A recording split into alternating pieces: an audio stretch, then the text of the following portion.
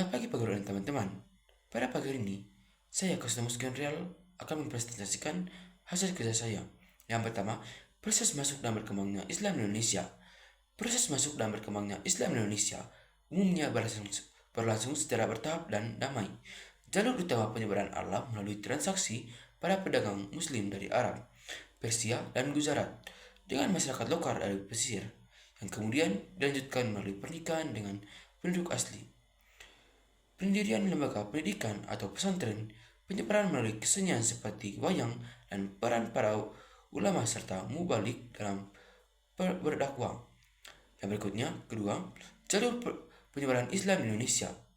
Jalur-jalur penyebarannya sebagai berikut. Yang pertama, perdagangan. Perdagangan Muslim yang berinteraksi dengan masyarakat. Yang kedua, pernikahan terjadi antara pedagang Muslim dengan wanita pribumi. Yang ketiga, pendidikan melalui pesantren yang didirikan oleh ulama. Yang keempat, hubungan sosial membentuk komunitas Muslim yang saling mendukung. Yang kelima, seni budaya menggunakan media budaya untuk berdakwah. Berikutnya saya akan menjelaskan ketiga, kerajaan-kerajaan Islam Indonesia.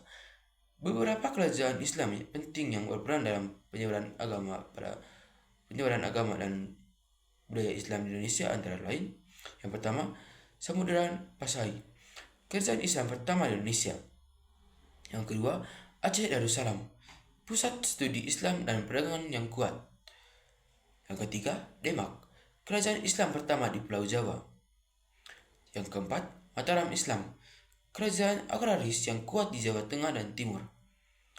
Yang kelima, Ternate dan Tidore, kerajaan Maluku yang menguasai perdagangan rempah-rempah. Baik, sekarang saya akan menjelaskan yang keempat, bukti-bukti pengaruh masa kerajaan Islam yang masih ada hingga saat ini. Ditemukan antara lain, yang pertama, masjid kuno, seperti Masjid Demak dan Masjid Agung Paten. Yang kedua, makam, kompleks makam raja-raja dan ulama dengan batu nisan khas Islam. Yang ketiga, seni bangunan, arsitektur masjid yang memadukan unsur lokal dan Islam. Berikut tradisi dan budaya, perayaan Hari Besar Islam pada penggunaan bahasa Melayu sebagai lingua franca. Baik, saya akan menjelaskan yang kelima, jalur rempah pada masa Islam. Jalur rempah adalah rute vital perdagangan yang telah ada sejak lama. Pada masa kerajaan Islam, jalur ini semakin berkembang, menghubungkan pulau-pulau seperti Pulau Rempah yaitu Maluku dengan pusat perdagangan di Selat Malaka, India, Timur Tengah hingga Eropa. Rempah-rempah seperti cengkeh, pala menjadi komoditi utama yang menggerakkan ekonomi dan interaksi budaya. Berikut saya akan menjelaskan yang keenam, pengaruh jalur rempah bagi Indonesia dan dunia.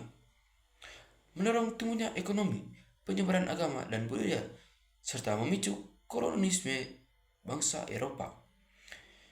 Baik, yang pertama, pengaruh jalur rempah-rempah yang sangat signifikan. Yang kedua, bagi Indonesia, mendorong pertumbuhan kerajaan maritim, alkulturasi budaya, dan penyebaran Islam.